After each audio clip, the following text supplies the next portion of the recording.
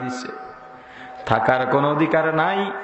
মায়ানমারের বৌদ্ধ সন্ত্রাসীরা, মায়ানমারের সন্ত্রাসী সেনাবাহিনীরা মুসলমান নারীদেরকে পালাক্রমে ধর্ষণ করে মেরে ফেলে, মুসলমান আলেমদেরকে আগুনের মধ্যে পোড়ায়, মুসলমানদের শিশুদেরকে আছাড় দিয়ে দিয়ে মেরে ফেলে, পানির মধ্যে ডুবায় দেয়।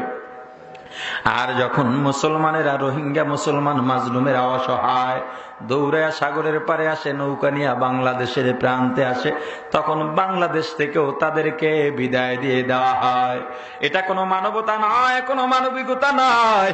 ওরে মুসলমান, বাংলাদেশ 92% মুসলমানের রাষ্ট্র। এই রাষ্ট্রে যদি মাজলুম মুসলমানের জায়গা না হয়, আল্লাহর দরবারে বাংলাদেশের জায়গাটাও আল্লাহর রহমতের খাতায় নাও থাকতে পারে। ও মুসলমান, বাংলাদেশের সরকারের কাছে হাত জোড় করে বিনয় জানাই, অনুরোধ জানাই, কাকুতি বিরতি করে সরকার বাহাদুর।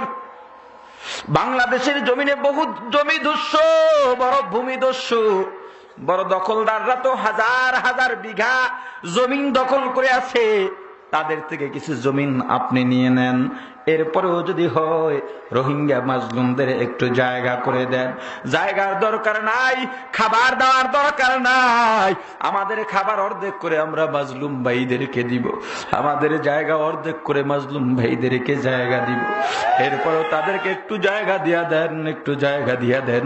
বাংলাদেশে জায়গার অভাব নাই, রিজিকের মালিক যেহেতু আল্লাহ, তাদের উপরে এত অত্যাচার হয়, একটু কি দয়াও লাগে না, একটু কি মায়াও লাগে না?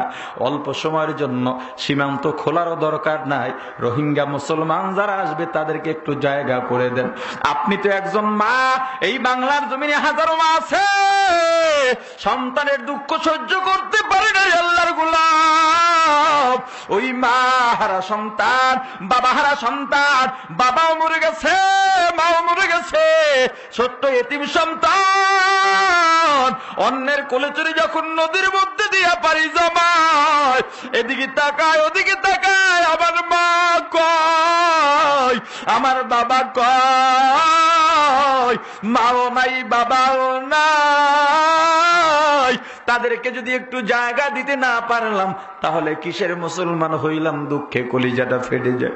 শেষ পর্যন্ত এই মাজলুম মুসলমানের মাছের খাবার হয় না হয় কুমিরের খাবার হয়। বার্মাকে, মায়ানমারকে বিশ্বের মানচিত্র থেকে বয়কট করতে হবে। বিশ্বের কোন রাষ্ট্রের সাথে কোনো লেনদেন থাকবে না, আর্থিক কোনো লেনদেন থাকবে না, কোন বিমানের রুট থাকবে না, কোন নৌকার রুট থাকবে না, কারণ তারা বর্বরতাকেও হার মানাইছে। যদি জাতিসংঘ এখনো কোনো ব্যবস্থা না লয়, বিশ্বের মুসলমান যদি এক হয়ে যায়, জাতিসংঘ কেন, কোন সংঘই জাতি বেজাতি মিলাও মুসলমানের প্রতিবাদ রুখতে পারবে না।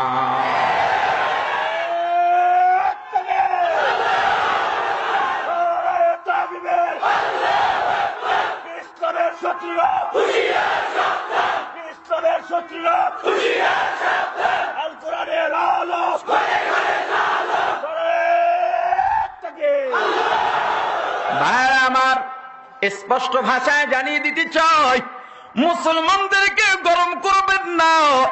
মুসলমান যদি একবার রাস্তায় নামে, মুসলমানদের ইতিহাস বড় কঠিন ইতিহাস, মুসলমানদের ইতিহাস রক্ত দেওয়ার ইতিহাস, মুসলমানদের ইতিহাস জীবন দেওয়ার ইতিহাস।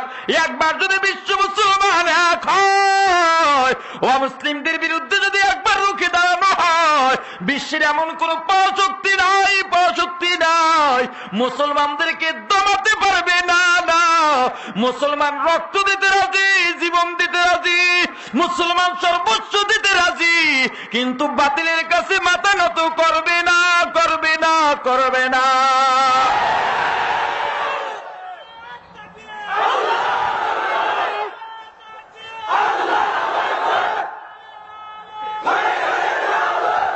ও মুসলমান ইমানদার, আমরা যদি এখন চাই, কিন্তু আমরা মুসলমান, আমরা ভদ্র, আমরা শান্তি চাই, আমরা সমাজের মধ্যে বিশৃঙ্খলা চাই না। যদি মায়ানমার মুসলমানদের উপরে অত্যাচার বন্ধ না করে, আমরা যদি চাই বাংলাদেশের মধ্যে যত বৌদ্ধ আছে, যত চাকমা আছে, ওদেরকেও তো ঘাড় ধরে বাংলাদেশ থেকে বের করে দিতে। কিন্তু আমরা সেটা করি নাই, করবো না, কারণ আমরা তোমাদের মতো বড় বড় নই, আমরা তো সভ্য জাতি। আমাদের